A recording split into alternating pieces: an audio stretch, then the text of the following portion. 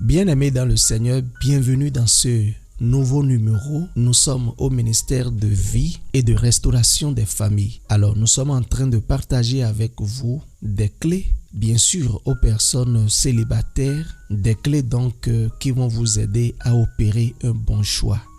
Parce que lorsque vous regardez autour de vous, les violences conjugales, des personnes qui se marient, se tabassent, les divorces, les cas de divorce, la vie des enfants dans ces familles, dans ces ménages troublés. Lorsque vous regardez à tout ça, les trahisons, les déceptions, les troubles psychologiques, tout ce que nous observons aujourd'hui, c'est vraiment inquiétant. Et nous avons la responsabilité en tant que serviteurs de Dieu, en tant que amoureux de la parole de Dieu, nous avons l'obligation de partager avec vous la porte de sortie, la voie de sortie. Comment est-ce que vous allez faire pour ne plus connaître des aventures vraiment douloureuses? Alors, avant de dire oui à une personne, voici ce qu'il faut faire. Nous avons déjà partagé 3 clés, ceci est la 4e. Et je vous dis déjà que c'est très important de suivre de ces messages-là parce que les coachs aujourd'hui, il y en a partout sur les réseaux sociaux, partout dans les rues, dans les coins et les recoins de la vie. Et donc, ils sont là avec beaucoup de messages qui fourvoient, beaucoup de messages. Je l'avoue, il y a de très bons coachs que le Seigneur a équipés. Il y a également des agents du diable qui vous apprennent beaucoup de choses et ça vous pousse dans des problèmes. Alors, nous allons nous baser sur la parole de Dieu pour vous aider. Vous voyez, je le rappelle, nous avons déjà partagé 3 clés. Ceci est la 4e. Avant de dire oui à quelqu'un, il faut d'abord comprendre que la question du choix de partenaire est une question très importante. C'est une question de vie ou de mort selon que vous choisissez la bonne ou la mauvaise personne. Si, par la grâce de Dieu, vous choisissez une personne, os de votre os, chair de votre chair, gloire à Dieu. Là, cela vous conduit au bonheur, vous voyez. Mais si c'est le contraire, vous avez choisi une personne, vraiment, ça conduit au malheur, au chagrin, au trouble. Ça conduit aux violences. On n'a pas la paix du cœur. Nous l'observons au jour le jour dans nos environnements respectifs, sur les réseaux sociaux, les histoires des gens. Nous voyons, nous entendons. Nous lisons, nous apprenons beaucoup de choses. Comment est-ce que toi qui me suis, tu peux donc parvenir à opérer un choix selon la volonté de Dieu? Avant donc de dire oui à quelqu'un, je voudrais t'emmener pour cette 4e clé à lire avec moi Romains chapitre 2 verset 12. La Bible dit « Soyez transformés par le renouvellement de l'esprit ». C'est très important d'être transformé par le renouvellement de l'esprit. C'est important de laisser place à la parole de Dieu afin qu'elle te travaille parce que parfois, toi-même, tu ne te connais pas. Et bon, tu te mets avec des gens qui découvrent que tu es ci, tu es ça, tu as trop de défauts, tu parles trop, tu bavardes trop, tu fais ceci, tu es sale, tu es cela. Et ça donne ce que ça donne. Et toi, c'est le deuil dans ton cœur, dans ton esprit, c'est la douleur. Tu vois, il faut que toi-même, tu te découvres. Il faut que tu saches qui tu es. Et en dehors de ça, sincèrement, il faut que tu acceptes que la parole de Dieu te transforme. Nous sommes tous nés avec des défauts. Nous avons tous nos coquilles. Avant de dire oui à quelqu'un, il faut parvenir à te connaître. En tout cas, sur certains points, c'est très capital. C'est très capital parce que ne pas te connaître toi-même, ça pousse vraiment à opérer de très mauvais choix. Généralement, lorsqu'on dit on veut choisir un partenaire ou conjoint, chacun court vers ce qui l'intéresse. Je veux ci, je veux ça. Comme si choisir un conjoint, c'était donc aller opérer un choix dans un supermarché. Choisir un conjoint, ce n'est vraiment pas choisir un vêtement, un tissu, un paille, une chaussure. Choisir un partenaire pour la vie, ce n'est pas, choisir une couleur, ce n'est pas une question à prendre à la légère. C'est une question, il faut entrer en soi-même. Il faut vraiment laisser place à la parole de Dieu afin que qui tu es là, ça soit transformé. C'est très important. C'est vraiment capital. Ce pourquoi je le dis, je disais tout à l'heure, beaucoup de personnes ne se connaissent vraiment pas et par la suite se victimisent. Ah voilà, il m'a trahi, elle m'a fait ceci, il m'a fait cela. Voilà, c'est le deuil, c'est les douleurs, c'est le chagrin. Beaucoup de personnes ne se connaissent pas parce que, je vais prendre un exemple s'il vous plaît. Si par exemple, tu as connu une aventure avec une personne de teint clair et ça a donné ce que ça a donné, ça n'a pas abouti. Désormais, peut-être, tu vas te mettre à rechercher,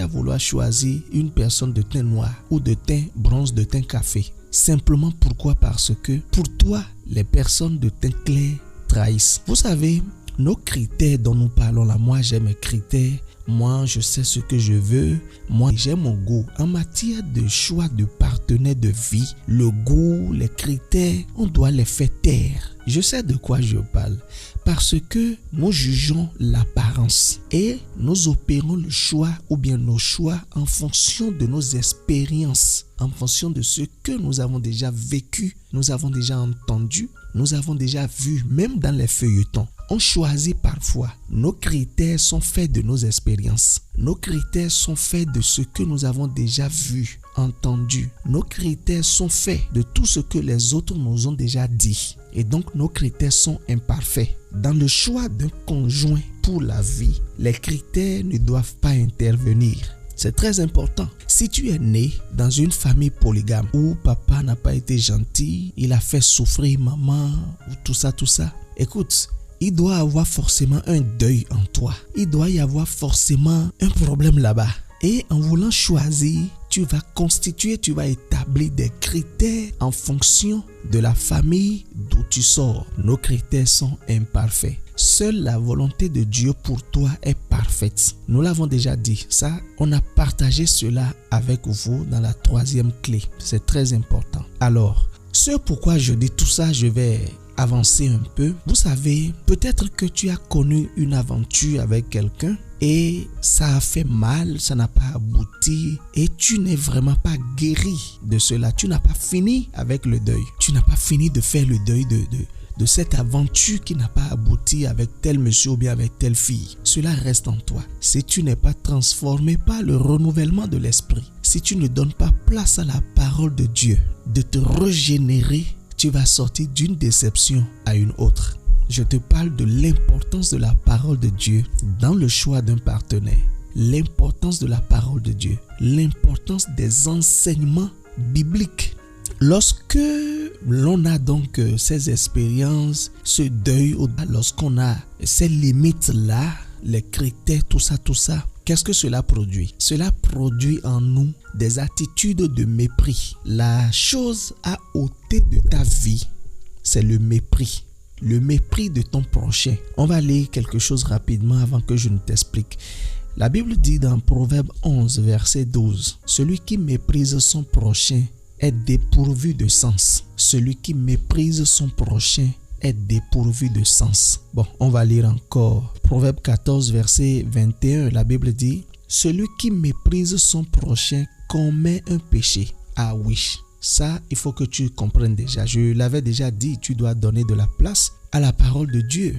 Beaucoup de personnes, parce qu'elles ont été déjà trahies par quelqu'un de telle taille, de taille moyenne ou bien de taille courte ou bien de taille élancée, beaucoup de personnes, parce qu'elles ont déjà été trahies par un homme ou bien une femme de telle région, de telle localité, parce qu'elles ont déjà été trahies par ceci, par cela, vous voyez un peu ce que je dis. Alors, elles parviennent à, c'est vrai, elles prient, Seigneur, donne-moi l'homme de ma vie, donne-moi l'homme de ma vie. Et puis, il y a en ces personnes-là, l'esprit de mépris, les attitudes, il y a le mépris. Quand bien même le Seigneur répond, toi, ton problème, c'est le deuil que tu as en toi. Tu n'as pas encore fini avec ce deuil. Le frère de telle région t'a déjà trahi. Alors que la volonté de Dieu pour toi, c'est que le frère ou bien un autre frère de cette région-là, vous savez, Satan, c'est un méchant. Là où le Seigneur veut que nous allions, souvent Satan passe très vite et puis il nous embrouille là-bas. Et on pense que c'est fini. Là, plus rien de bon ne peut plus sortir de là. C'est un peu comme Nathanaël qui a dit, est-ce que quelque chose de bon peut sortir de là?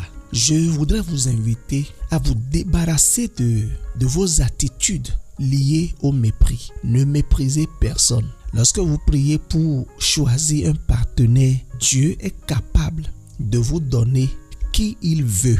Si vous voulez bien sûr rester dans sa volonté parfaite, vous pouvez rencontrer un frère, exactement même apparence que celui qui vous avait trahi. Et vous allez croire que voilà, quelqu'un du genre doit être forcément la même personne, la même chose que l'autre qui vous avait trahi. Le mépris. Le mépris. Parfois, vous rencontrez quelqu'un, il a un peu de moyens et vous pensez que quand les gens sont de moyens, ils font souffrir les femmes. Vous rencontrez peut-être une femme qui est d'une certaine classe, vous pensez que les femmes comme ça ne respectent pas leurs époux, ne respectent pas leur mari, elles sont des prostituées.